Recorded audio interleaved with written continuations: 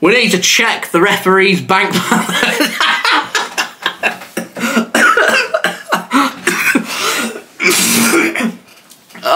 What's going on, guys? JSGC here. I have no idea why I'm smiling. I am deep down absolutely seething with what I've just witnessed with that Manchester City Tottenham Hotspur game. But before I digest everything there is to talk about, make sure, like always, if you are enjoying the content, then do subscribe to my channel. Also, don't forget social media links. They're in the description too if you want to go and check out my Twitter, Instagram and TikTok. Email also in the description too if you want to hit me up for any sponsorships for any videos or any general business inquiries. Also, don't forget as well to leave a thumbs up. 100 likes is the aim. And do let me know your thoughts in the comments below. Most importantly, let me know your thoughts in the comments below. City drop points 3 times in a row now in the Premier League. Chelsea away, Liverpool at home, Spurs at home. We can't hold on to a lead. What's going on? Let me know in the comments below. So, let's speak about this match. And first, before we even talk about that ending, we'll just go chronologically with what happened in the game. I said in my stream, it doesn't surprise me if Tottenham Hotspur after 5 minutes take the lead. There's only one player that's going to score for them, and that's going to be Heung-Min, and that's exactly what happened, apart from it was 6 minutes, not 5. Just out, it was 5 minutes 59, so it's just 59 seconds out from my prediction there, and I spoke about it in my preview as well. Spurs are the type of team to go ahead, think, you know what, yeah, this is going well, and just at that point when they start to relax is when Manchester City will capitalise, punish them, and punish them again. I went through a 3-1 victory for Manchester City, and that's what we did in the first half. Punish them again.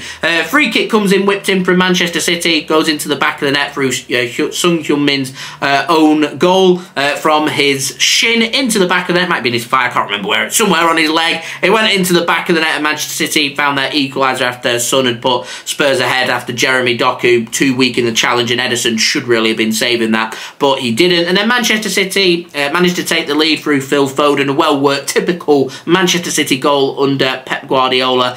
Put the ball into the back of the net in a well-worked finish, and we thought Man City would really start to kick on from there. Also, we thought Manchester City miss a sitter through Erling Haaland. We hit the crossbar with a combination of the post from Jeremy Doku. Julian Alvarez also hits the post, and that was all just in the first half. We really should have had 3, 4, even 5 goals in that first half. We didn't, and that is so important for this game.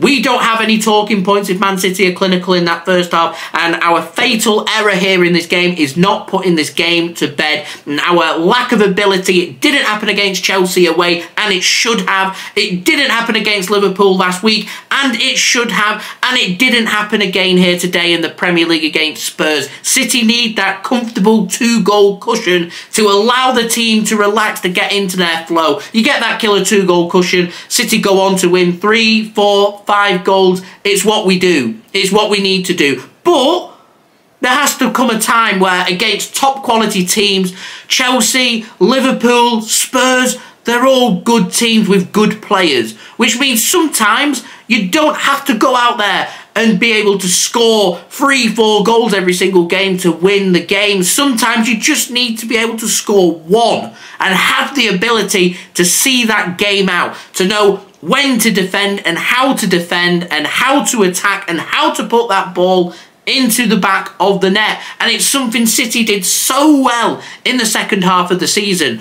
What's City in the first half of the season, and these talking points that I have with you guys right now, I was having these same talking points with you last season as well. Brentford at home, go and check out my review. I'm saying the exact same things to you guys then as what I'm saying now. So this isn't new to Manchester City, but there was problems for Manchester City heading into the World Cup. There were problems afterwards. We had all that situation with João Cancelo, and then it all sorts itself out, and Manchester City go on to win a treble. My concern is, once again for this season, it just doesn't seem to be something right with Manchester City, and I can't for the life of me figure out what it is. And sometimes it takes Manchester City to feel like they've been robbed. We had it with the 115 charges last season. City used that as motivation, positive motivation, to go on and prove a point to everybody, to go on and make history and win the treble. We had that from this game as well. Manchester City felt hard done by. We'll never know if Jack Grealish would have killed the game for Manchester City and would have gone on to have won this game and pick up the 3 points and potentially make history and potentially win 4 Premier League trophies in a row, which has never been done before. all ifs and buts. It didn't happen. At the end of the day, there's lots of different reasons why that is. To me, the most important is we didn't kill this game off. The next, and I want to speak about this, is that Spurs' second goal and third goal that they scored. So Giovani Lo Celso, you're allowing him to run forward. You're allowing him 20 yards out, 20 odd minutes to go in the game. You're allowing him a free shot from 20 yards out. That is poor. Really poor defending from Manchester City. And remember in the first half, we were hitting crossbars and posts, not getting the look. You make your own look in this world. Lo Celso, he doesn't require it. Ederson gets a nice hand onto it. It should be tipped round the post. It isn't. He should have saved it, in my opinion. It goes into the back of the net. Kulusevski hits the crossbar. They get the goal. It goes into the back of the net. You make your own look in this world. You make your own look in football as well. And you do that for having your shooting boots on. Tottenham had them on today. Manchester City, not so much. We should really have scored 6 goals today. And I'm not exaggerating it. We haven't. But we shouldn't need to score 6 goals. We should be scoring 3 goals today and winning this game. We haven't. We should be scoring 1 last week against Liverpool and have the ability to defensively see it out and win that game. We haven't. We scored 4 goals past Chelsea away from home. Great success. Fantastic. We didn't win that game. The defence concerns me. It concerns me a lot. I don't know what's wrong. Ruben Dias, I thought, was pretty good for Manchester City today. Nathan Ake, I was crying for him to come out onto the pitch. He came onto the pitch, gets bullied by Kulusevski for the goal. I can't put my finger onto Manchester City's defence. Is it because we've not got John Stones? Is it all to do with Ilkay Gundogan and not having Riyad Mahrez, Gundogan here, Kevin De Bruyne are injured? I don't know. I really do not know, but something defensively isn't right with Manchester City. We look all over the place. And I can see sooner rather than later Manchester City going for a little formation change to change things up. I would suggest that it would come against Aston Villa away from home due to the fact that Rodri's got a yellow card in this game and suspended, and Jack Grealish got a yellow card in this game and is suspended. But I can't figure out how you go about doing such a formation change in such a short period of time, because Man City are going to have to recover and reflect on this, and by the time you've done that, you're right underway with your preparations for Aston Villa, and games are just coming thick and fast. You can't really afford to dwell. Thank the Lord for us that we don't have to dwell on this, but it gets no easier. One of the teams with the best home forms in the Premier League. Aston Villa sitting in 4th place at the moment when we've gone up against the top 5 teams. Arsenal away from home, lost. Liverpool at home, dropped points. Tottenham Hotspur at home, dropped points, and we've got Aston Villa in the mix of that as well, who are ahead of Spurs, that Manchester City need to do the business against. And this Spurs have had a lot of injuries, so I'm not taking this great team and taking that as an excuse. I could use it as an excuse last week against Liverpool because they had a near full fit team who are a very good side. With Tottenham, it's injury plagued. This is a game that Manchester City, if we're scoring 3 goals, should be winning this game and winning this game comfortably, and we haven't. Fair credit to Tottenham Hotspur. They dug in, they did what they needed to do, they got the goals when they needed to. Tottenham Hotspur, to me, didn't have a very good game of football, but they've done enough to come away from the Etihad with a point. If you tell me that City can grind out and get a point at Spurs Stadium, I'd take that, because it's a good point. It's a really good point for Spurs with all the injuries as well. Hell, it's an excellent point for Tottenham Hotspur. But for Manchester City, we're left with a bitter taste in our mouth, and I think it's made even bitter by that performance from the referee right at the end of this game. That Akanji one, maybe goes down a little bit weak, not a penalty, but that Erling Haaland through ball from the free kick on him, the fact that the referee doesn't initially blow his whistle, you see his arm come out, the advantage is being played, and he lets Erling Haaland play that ball through. The whistle doesn't go once, it's only when that ball's been played through and he sees that Jack Grealish is going to get there, that he's going to be left one-on-one with Vicario, the goalkeeper, that he blows the whistle and brings it back. That, to me, is inept. I don't understand why he's not just blowing the whistle. If he thought it was a free kick, don't play an advantage. Why play the advantage? There is no advantage there. None whatsoever for Manchester City. You played the advantage and said, actually, I don't want to give you the advantage, so you're not going to have that advantage. Well, what's the point in playing the advantage? Give the free kick in the first place. He hasn't. I want the referee. This is why they should be mic'd up. This is why they should be interviewed after the game. The referee should be held accountable. The referee should be asked, why did you blow the whistle? I'd love to know the reason that he blew the whistle. I don't know why he blew the whistle. One or two reasons. There's only 2 reasons that he did that. The first is that he's terrible at his job, that he's blown the whistle, and they'll stick to that. The second is, as I've suggested before, and it's not the first time, and are we going to get an apology from the FA for these terrible decisions that have happened? Because that is right up there with the worst. It doesn't involve VAR, it just involves the referee in the middle. It is a disgraceful decision from the referee. It cannot be explained. Now, people are going to sit there and they're going to say it's corrupt. Everton have accused the Premier League and officials of being corrupt.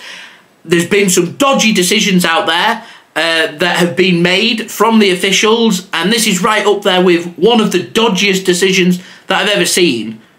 I can understand the referee's point of view if he gives the free kick. I can understand the referee's point of view if Tottenham make the interception from the advantage and he chooses to bring it back. But the whole point of playing the advantage is you give the team that should have that free kick the advantage. You let that ball get played through. Now, if Tottenham come away with the ball, you blow the whistle, you bring it back and you say, advantage Manchester City. But as soon as Jack Grealish takes that touch, referee says, advantage over, we continue with the play. If Jack Grealish goes on to score the goal, pandemonium. If Jack Grealish doesn't, then we're not sat here complaining about what ifs. That's why Manchester City are so unhappy right at the end.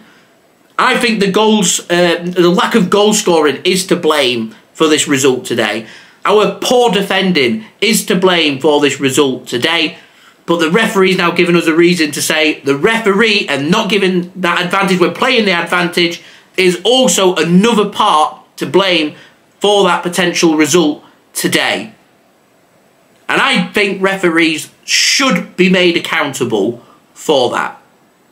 And they're not. There's too much protection for the referees.